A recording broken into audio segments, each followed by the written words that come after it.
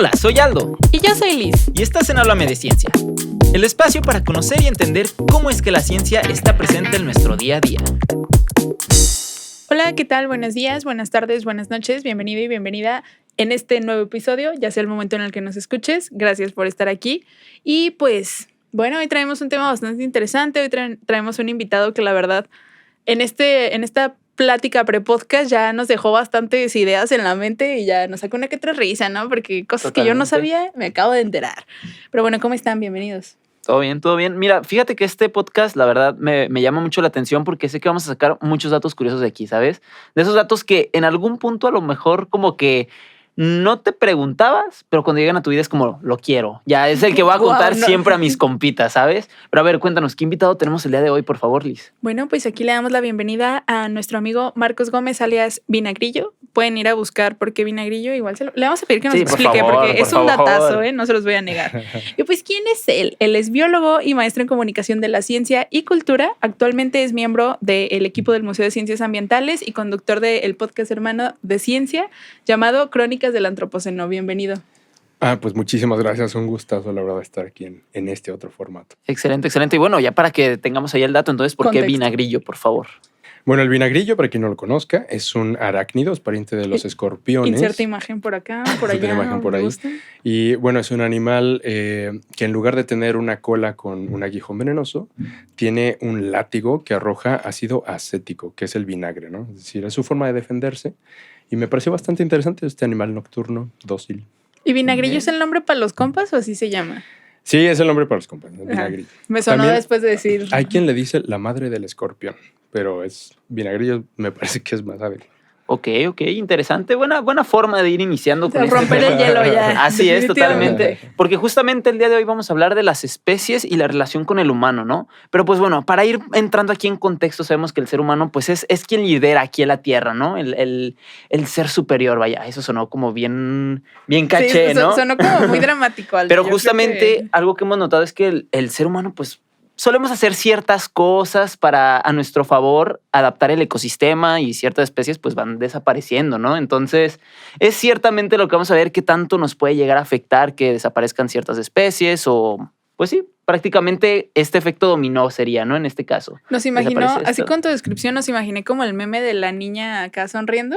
Y atrás la casa quemándose, así de que el humano totalmente, aquí pasando el rato exactamente, feliz así de estar moviendo sus piezas y sin querer pues se le está quemando la casa atrás, ¿no? También el que es como en una alberca que están así como quizá los animales de granja y las especies silvestres ahogándose. Totalmente. Y pues bueno, para ir entrando en contexto, ¿cómo ves, Liz? Si pasamos a una dinámica antes de entrar con las preguntillas, ¿cómo ves? Me parece perfecto. Estoy intrigadísima de la respuesta porque sé que va a ser polémica y a ver qué Totalmente. pasa. A ver, cuéntanos, ¿cuál va a ser la dinámica, Liz, por favor? Mira, a mí se me ocurre así como de que sabemos que todos somos importantes, las especies, que todos nos sabemos esta historia de qué pasa si alguien desaparece de la cadena, ¿no? Claro, abejas, pero, ajá.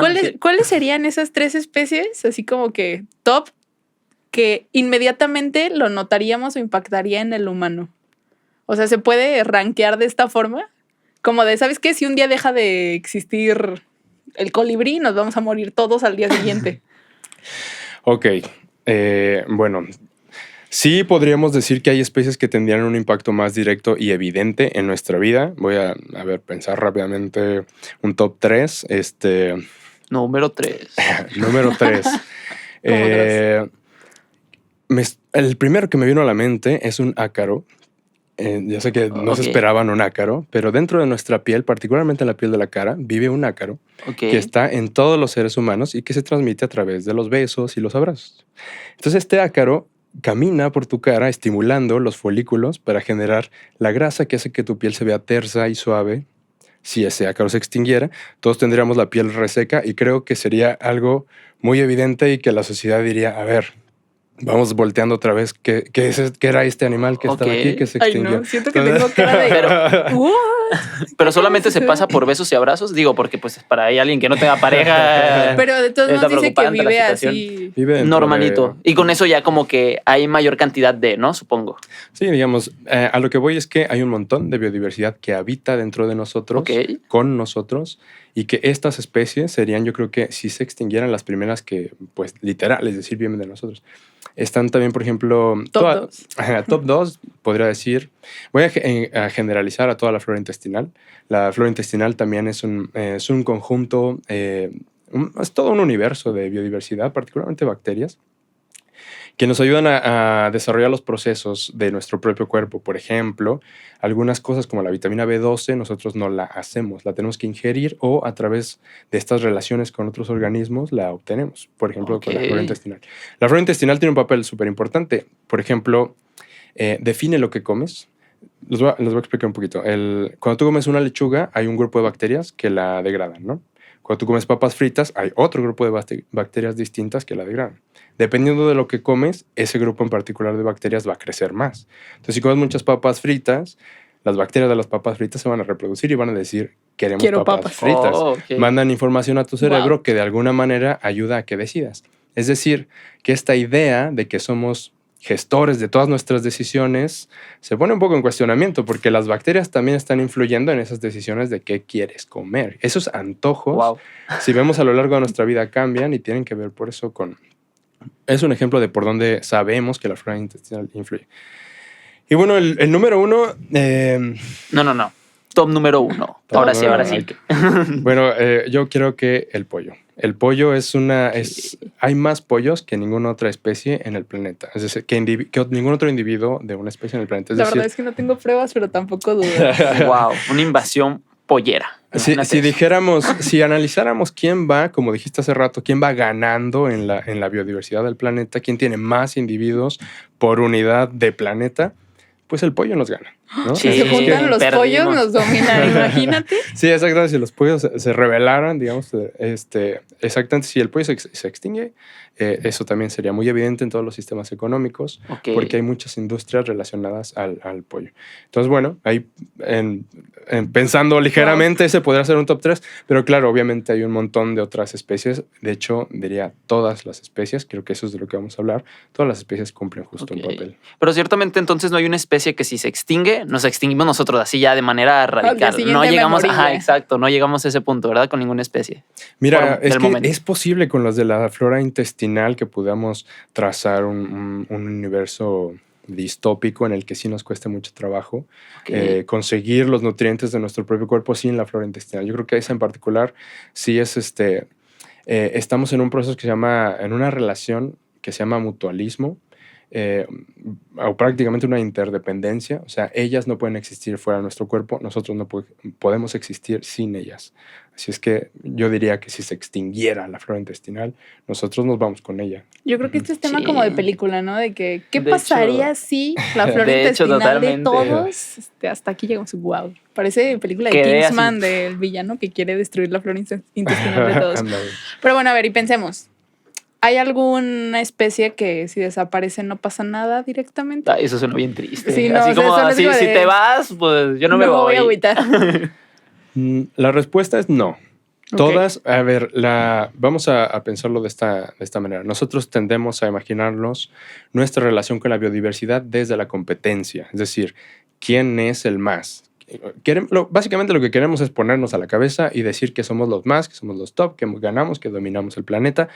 Pero esto, por supuesto, habría que evaluar desde dónde, por ejemplo. Y los humanos somos lo mejor. Yo no dije eso en la introducción. No, es normal. ¿Creen? De hecho, te pusiste rojo. Es justamente cuando hablamos de biodiversidad una de las cosas más frecuentes que me topo en las dudas de las personas. Si quieren asegurar que nosotros seamos el top, ¿no? Que nosotros estemos a la cabeza. Voy a ponerlo con una metáfora. Supongamos que todas las especies forman un organismo vivo enorme que es el planeta. Y entonces cada especie es un órgano. Dentro de tu propio cuerpo, ¿qué sería más importante, el corazón o el cerebro? O el hígado, o los riñones.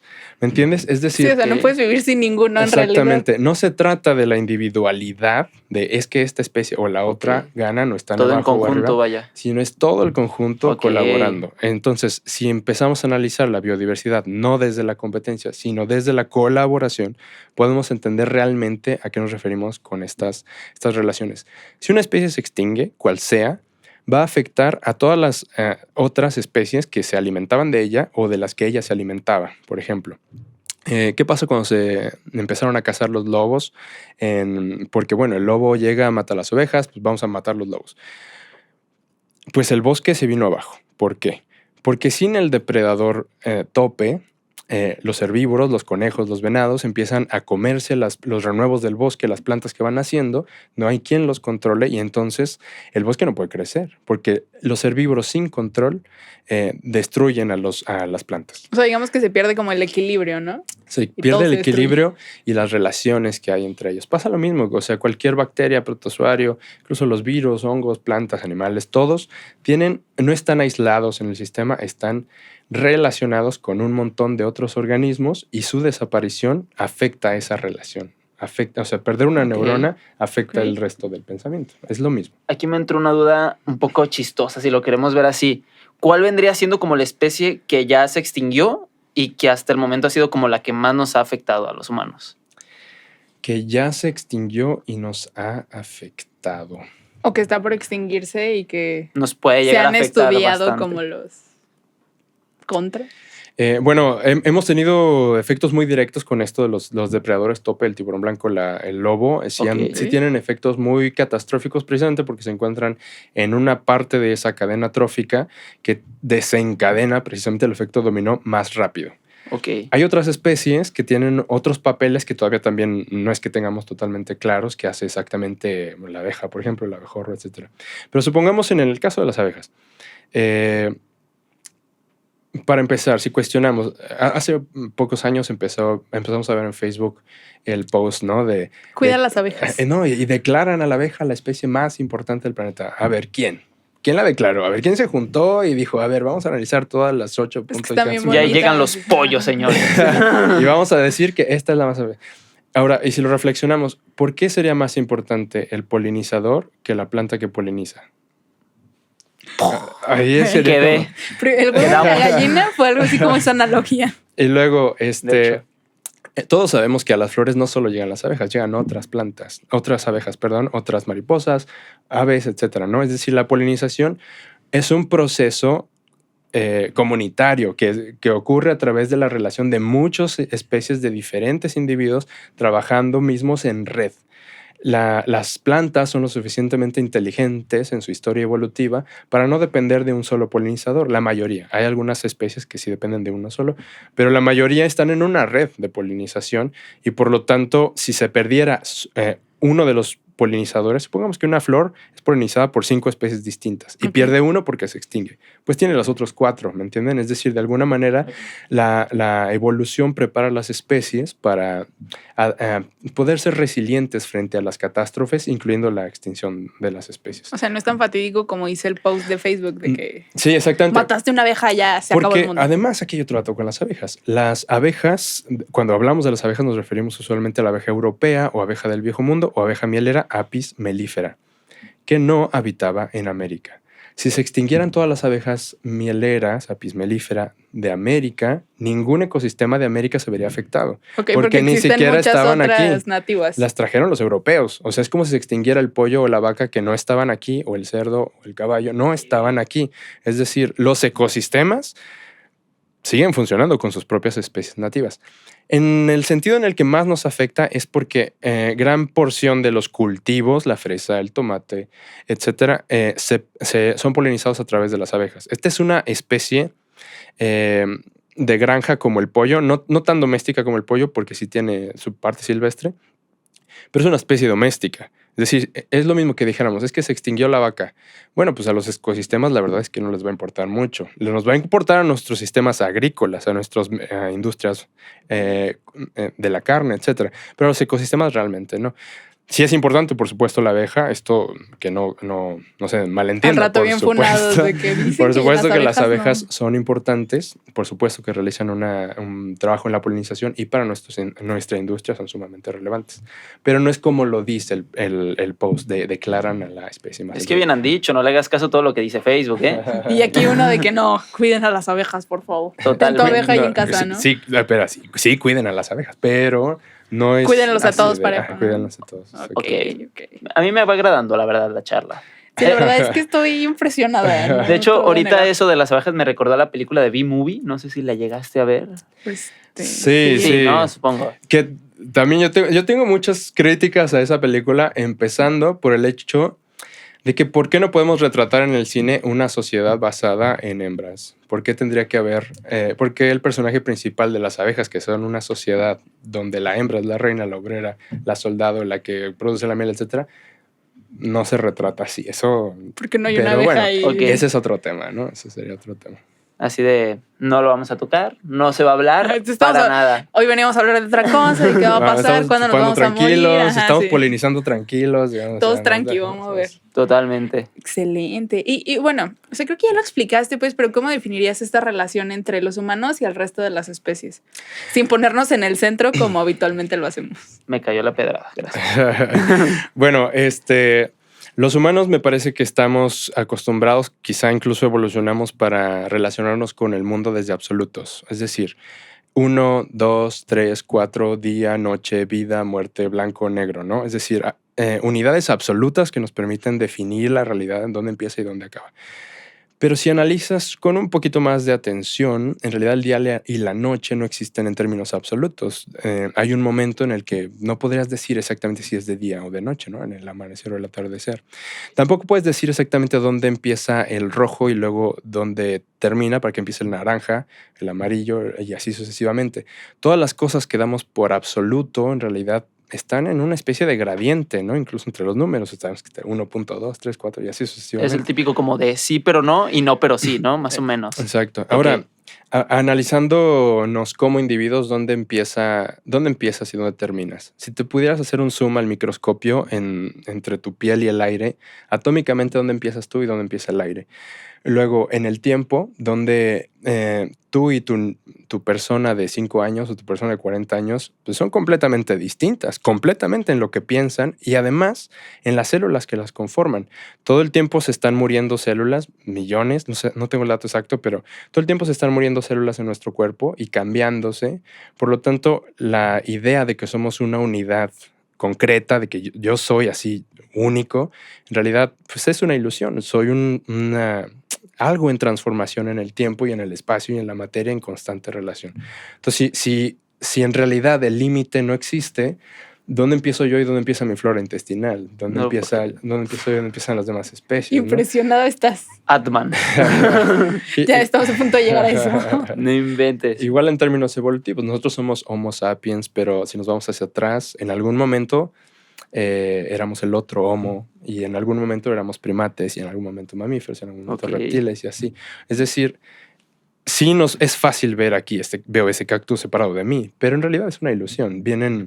Tenemos una trayectoria evolutiva, compartimos genes ese cactus y yo, aunque no parezca, y así sucesivamente. Es decir, nuestra relación con las demás especies a mí me parece que todos somos uno mismo, pero ramificado. Es como si vieras un árbol y dijeras, bueno, esta rama y esta otra nada tienen que ver, pero si analizas el árbol completo, pues son lo mismo. Sí, como dice ambas vienen de lo porque mismo, ¿no? somos uno mismo. Ok. Bueno, y justamente con esto de las plantas y la naturaleza, vaya, ¿qué tanto dependemos los humanos de la naturaleza como tal? O sea, ¿totalmente o...? Bueno, pues sí, creo que sí, ¿no? Totalmente dependemos de...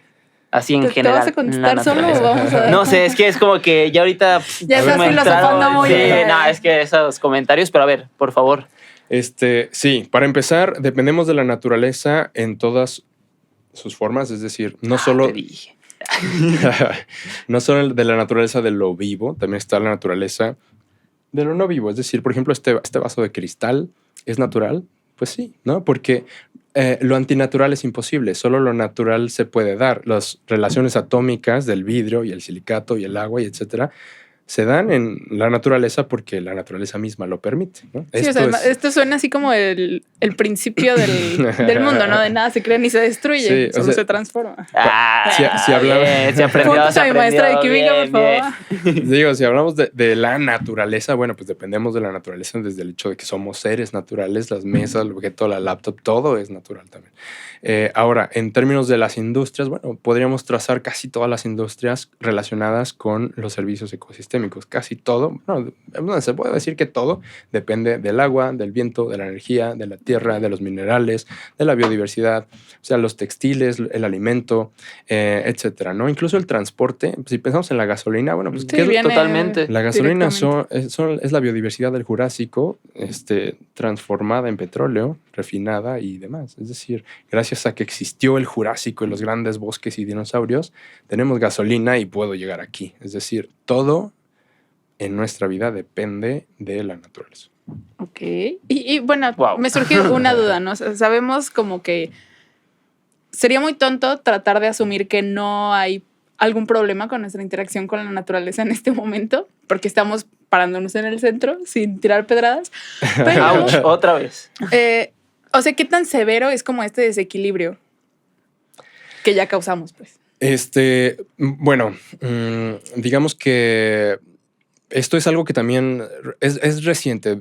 Voy a intentar justificarnos un poco. Es decir, no creo que estemos destruyendo el planeta por una maldad innata, sino por una falta de conocimiento, una ignorancia de cómo funcionaban estos sistemas, ¿no? Es decir, hace unos años vimos que las abejas eran lo más importante. Es decir, esto refleja la falta de comprensión de la interdependencia de todos los sistemas y de los procesos. Sí hay una devastación enorme, en algunos casos es más evidente que en otro. Estamos afectando la atmósfera, los mares, la biodiversidad, las especies, la tierra, la química del suelo, un montón de cosas, y cargándonos en el proceso a la gente que habita en esos ecosistemas y que depende de esas industrias, etcétera, ¿no? Sí sería otro podcast completo, ahí pueden escuchar Crónicas del Antropoceno para saber un poco más sobre cuáles son los impactos ya en términos específicos, pero definitivamente tenemos un impacto en todo. Sin embargo, desde la época de los 70 nos dimos cuenta de esto. Alrededor de los 70, voy a mencionar a Rachel Carson. Ella escribió un libro muy famoso que se llama La naturaleza silenciosa, que básicamente lo que ella veía es que durante la primavera había menos aves. Y estudia por qué. Y resulta que es porque un pesticida estaba matando a las aves. Entonces refleja esto en su libro, y esto detona un movimiento ecologista sobre una reflexión de que quizá consumir infinitamente la naturaleza no iba a ser posible. Esta idea del jardín del Edén eterno no era tan realista, y que hay límites, que no podemos atrapar todos los atunes del mar, que no podemos deforestar todos los bosques, que no podemos, es decir, yo creo que estamos dando cuenta de estos límites por los efectos del cambio climático, la capa de ozono, etcétera, que estamos viviendo también. Y estamos en un proceso de encontrar soluciones, pero a la vez, pues en lo que sabemos, en este contexto del capitalismo, de que hay que comprar un montón, pero hay que ayudar al planeta, es decir, yo creo que estamos en una crisis en el sentido de que no tenemos una solución, pero ya nos dimos cuenta del problema, y en algunos sentidos estamos avanzando, en otros estamos retrocediendo, y en otros apenas estamos entendiendo el impacto. Entonces, técnicamente nos estamos autodestruyendo, ¿no? Por así decir, ciertamente. Alguien dice que el humano es la naturaleza destruyéndose a sí misma, ¿no? Wow. Pero no voy a ver los árboles de la misma forma desde hoy. Pero igual, aún si lográramos tener la capacidad de transformar el mundo completo en plástico y unicel, seguiría siendo natural. Es decir, a la naturaleza en sí le somos irrelevantes. O sea, yo creo, podríamos verlo de esa manera. Okay. Quizá no, igual y estoy mal. Pero si todo el universo fuera de unicel, aún seguiría siendo natural, porque los ¿De dónde viene el unicel? Sí. Exactamente, okay. Los enlaces de ese material pues, son naturales. O sea, entonces finalmente, para ti, ¿tú consideras que la naturaleza lograría encontrar el equilibrio? Aunque nosotros tratemos de acabarnos lo que actualmente conocemos. Mira, el equilibrio hay que lo pensamos o lo entendemos desde, otra vez hay que regresar al humano. O sea, nosotros estamos en este planeta que tiene un equilibrio, digamos, del cual obtenemos beneficios, ¿no? Los sistemas, las industrias, etcétera. Si alteramos ese equilibrio, pues vamos a perder, ¿no? Todas estas industrias, toda la capacidad de seguir siendo la sociedad como conocemos. Obviamente habría que cambiar y transformarnos. Yo creo que hay justamente el avance tecnológico, científico, pues continúa justo su trayectoria, y quiero ser optimista y pensar que ya nos dimos cuenta, estamos buscando soluciones y posiblemente vamos a encontrar formas de tener una relación más armónica con las demás especies. Ok, aquí yo quiero soltar una pregunta que puede ser muy controversial. Ahora, ¿qué pasaría al revés? Si los humanos dejamos de existir, ¿qué pasaría con la naturaleza, con las otras especies? ¿Dejarían de existir o simplemente ellas pueden seguir? Así como lo vimos al inicio con la dinámica, pero al revés. Al revés. Bueno, igual que con las demás especies, nuestra ausencia tendría un efecto enorme en la biodiversidad. De hecho, tuvimos una probadita de eso durante la pandemia, exactamente. Entonces, lo primero sería que muchos espacios humanos serían retomados por la fauna y la flora que originalmente estaba ahí. Eventualmente nuestro nicho ecológico, lo que hacemos en este planeta, sería ocupado por otras especies y definitivamente cambiaría, pero si la respuesta que buscas es se extingue lo demás, se termina, pues no, o sea, el planeta estuvo sin humanos durante mucho tiempo y puede estar sin humanos también, o sea, muchas especies no dependen tan directamente de nosotros, aunque por supuesto, o sea, ya hemos encontrado microplásticos en el fondo marino, por supuesto que nuestra ausencia tendría un efecto en ellos también. O sea, sí habría especies que de plano se extinguirían si nosotros desaparecemos, por así decirlo. Sí, por ejemplo, el ácaro de la cara seguro que se extinguiría. ¿Dónde podría vivir? Buen punto. Imagínate, ¿no? Así de la Por eso no hay respuesta que al morirnos inicio, todos, ahora es por al favor. revés. Sí, pero muy totalmente. probablemente muchas de ellas hicieran una fiesta. Sí, me lo imagino así como que solo podrían extinguirse las que nosotros causamos, a lo mejor su mutación, ¿no? Que dependan. Ajá, las primeras que se extinguirían serían las que nos habitan y las que dependen de nosotros. Perros, gatos, vacas, puercos e incluso la cebolla, el jitomate, todas estas otras, las plantas, la agrobiodiversidad que depende de nosotros, seguramente se extinguiría. Chin. O se adaptaría.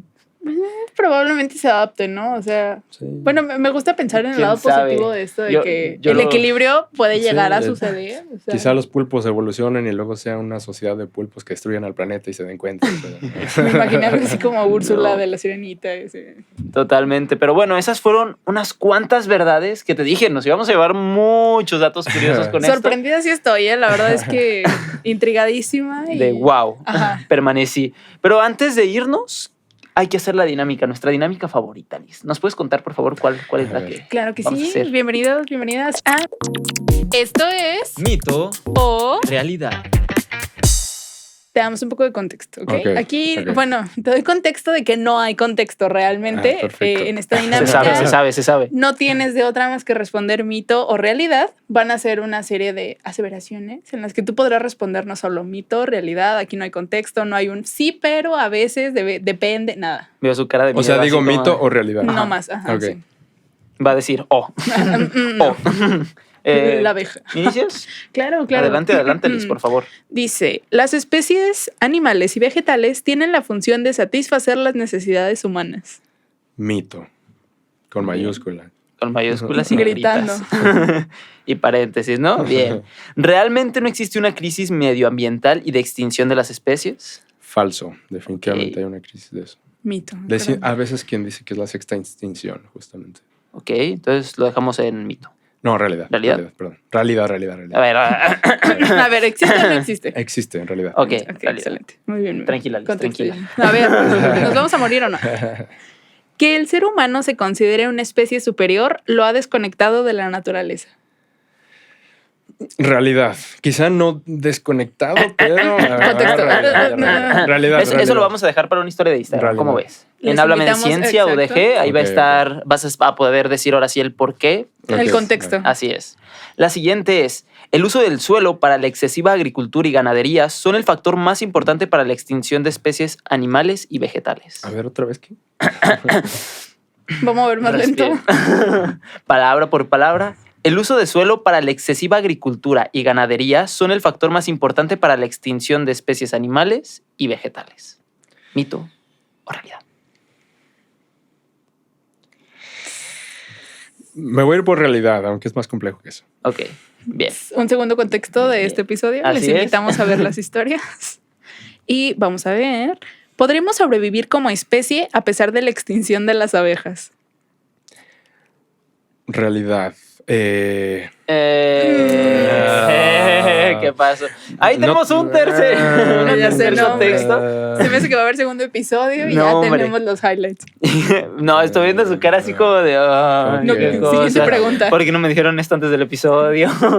Así que vamos con el último mito o realidad, que sería: nuestra relación humanos con el resto de las especies tienen que cambiar si queremos prolongar nuestra vida en este planeta. ¿Mito o realidad? Realidad. Bien. Cerramos potentes, ya lo sabíamos. Hay que hacer cosas diferentes, pero... Siento esa vibra de que quieres soltar todo el contexto. Así de, no, por esto y esto. Les estoy diciendo que... Pero cuiden a las abejas. Totalmente. Por favor, cuídenlos a todos. Pero bueno, ¿qué te parece si antes de cerrar nos recomiendas un libro? ¿Un libro? ¿Una película? Una película. Y una serie. Y una serie. Claro que sí. ¿Puede ser del tema o solo tu favorita? Ajá. Un libro. Bueno, un libro que a mí me gustó mucho es de Frans de Waal. Me parece que es holandés el autor. Se llama ¿Somos lo suficientemente inteligentes para comprender la inteligencia de los animales? Así es el título, es así de grande. ¿Corto? Bueno, pues, sí se acuerda uno. Tranquilón. Justamente nos hace dar cuenta de que la idea de supremacía a través de la inteligencia se puede cuestionar y plantea que incluso la cultura, eso que decimos que solo los humanos tenemos cultura, pues hay cultura animal. Entonces ahí se los dejo para que lo revisen. Son interesantes, totalmente. Sí. Una película. ¿Película? B-Movie. No sé. Sí pensé que iba a decir eso. Dije, va a decir B-Movie. B-Movie, pero les invito a discutir.